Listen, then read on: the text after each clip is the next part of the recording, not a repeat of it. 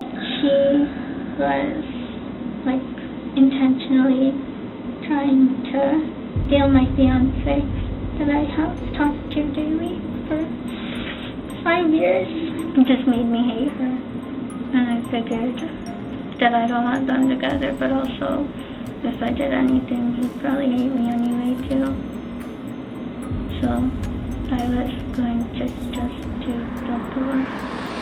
Can you imagine killing your own flesh and blood for a man you barely even know? That's what this girl did. When she suspected that her own sister was flirting with her online boyfriend, she went berserk and decided to remove her sister from the picture permanently. But she never thought that she'd have to live with the consequences of her actions. So what really happened? And how did the two sisters get to this point? Let's explore the case of Fatiha Marzan, the teen who killed her sister over an online boyfriend. On September 26, 2022, at 7:32 p.m., Orange County Sheriff's Office deputies responded to a 911 call about aggravated battery with a knife at a home on Southern Charm Drive in Orlando. The caller, who identified herself as 21-year-old Fatiha Marzan, told the dispatcher that she had stabbed her sister that morning and does not believe she was alive. When officers arrived at the scene, they found 20-year-old Saima Marzan's lifeless body lying on her bed with multiple knife wounds. She was pronounced dead at 7:49 p.m. But what really happened? And why did Fatiha kill her own sister? I guess I just want to understand, like, from your point of view, what happened? She was, like, intentionally trying to steal my fiance that I have talked to daily for 5 years. Yeah, it was all because of a man. Apparently, Fatiha had found out that her sister was flirting with her long-distance boyfriend of 5 years. It was just getting worse. And she didn't care about how it made me feel. And she had broken up with her ex when this started, and the first thing she came to was the most convenient person. And I told her, and we talked about it multiple times. And I told her to find someone else, because this one is already taken. And she kept pressing, and things were just getting worse. And I could see that she still had no intention of stopping. The man in question was 22-year-old Joseph Farmer from North Carolina. And according to Fatiha, the two met at an online group chat in 2017 and got engaged soon after. Fatiha said that she and Joseph were planning to move in together, and she had even taken extra shifts at work so she could save up. Have you met him in person? Mm-hmm. Okay. How many times have you? Once. We were going to move out together, and then my sister knew how hard I was working to save up money. I was working 60 plus hours a week, and in the meantime, she was just doing that behind my back. Fatiha said that despite being almost the same age and sharing a room, she and her sister Saima had never gotten along because Saima would apparently try to take her stuff. So when she found out that Saima was making advances on her boyfriend, she got really mad. Well, it made me really angry, and I tried for almost a year now to just try to have it be normal or stay strong about it, but she just wouldn't stop, and everything was just ruined, and she doesn't care, and I just couldn't stand seeing them together. Saima and Joseph were both gamers and would often play the game Valorant, which is a free first-person shooter game that also has a chat option. Fatiha said that the two would send each other messages through the game, and since she and her sister shared a room, she would see their chats getting increasingly intimate. How exactly did they communicate that you know of? Just every, texting, calling, playing games together, just doing anything that you would do with a normal couple. Did you see these text messages or hear these phone calls? How do you know they happened? She lives in the same room as me. Sure. And so then, it's obvious when they're playing together because I'll see them on the same game. It has, activity status on Discord. Or even if I'm at work, I can tell after knowing about it. she would usually leave the room to call, and then during that period he doesn't text me either. Fatiha was deeply bothered by her sister's interaction with Joseph, and she said that she tried talking to her about it, hoping that she would stop, but she didn't. Kind of decided that I would rather, since I saw there was no end to it, and then things had already gotten past the point of me, that I was past the point that I was okay with.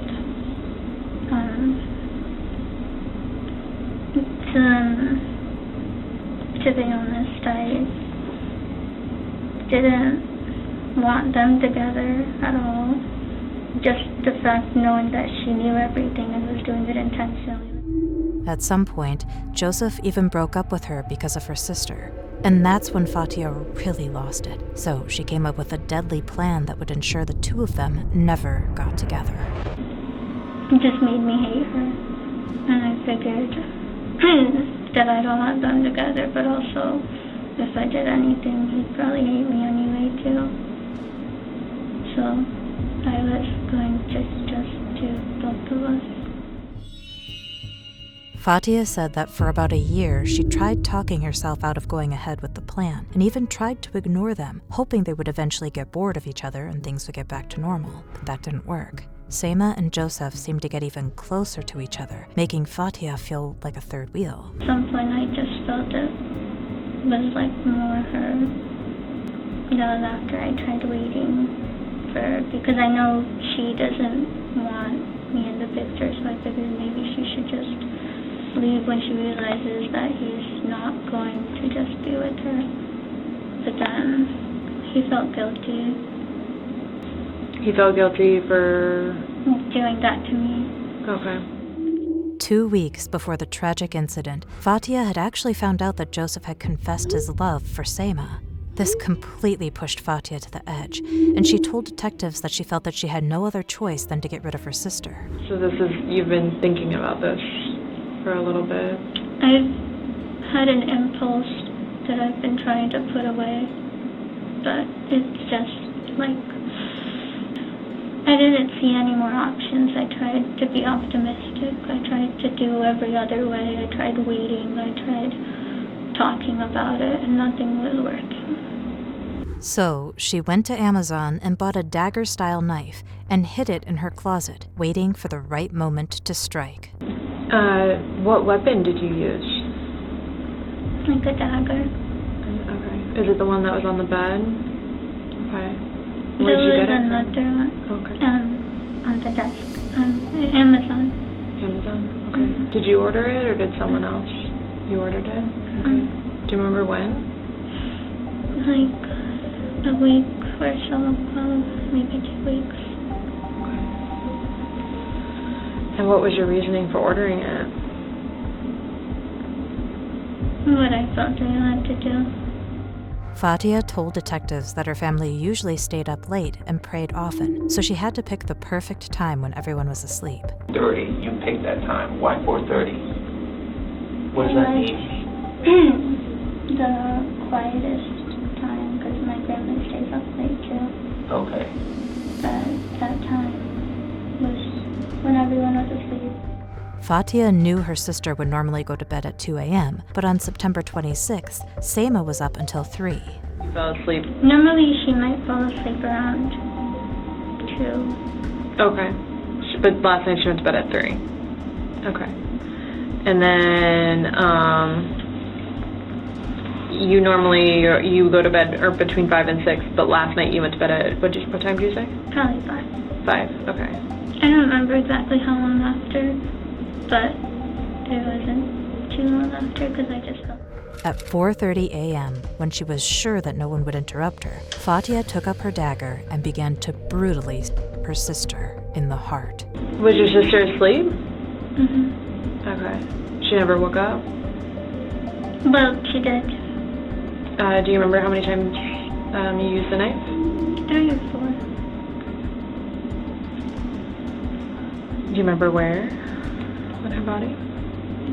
Heart. Her heart? Fatiha said that Seima woke up in the middle of the attack and was moving too much. You said she woke up? What the fuck? And also help. After killing her sister, Fatiha said that she fell asleep for a few hours, and when she woke up, she thought of taking her own life. What was your reasoning for wanting to kill yourself? That it felt like everything was already ruined and that it was only gonna get worse. Things with you and Joseph were already ruined? Okay. Everyone would see me like a certain way because they don't understand the situation. Fatiha was locked up in her room with her sister's body for 15 hours, contemplating her next move. So the incident happened 4:30 in the morning.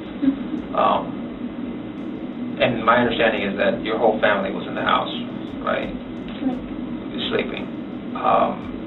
Did anybody went to knock on your door, to see? I expected a knock, but there was no knock. Okay. Around the time that this happened, Fatiha said that she had started working night shifts, so her family would often leave her alone during the day so she could get some rest. As for Seima, her family was already used to her staying locked up in her room for long periods of time, so no one really noticed that something was off when she didn't come out of her room that day.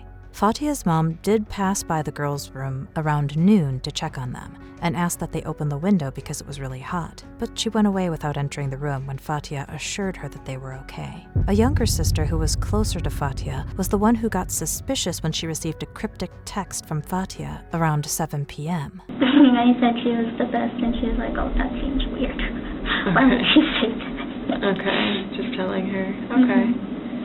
Did she know what you were gonna do? She kind of got a hint just from... I did accidentally mess up because I sent a message and she got a preview of it, but I didn't mean to send it.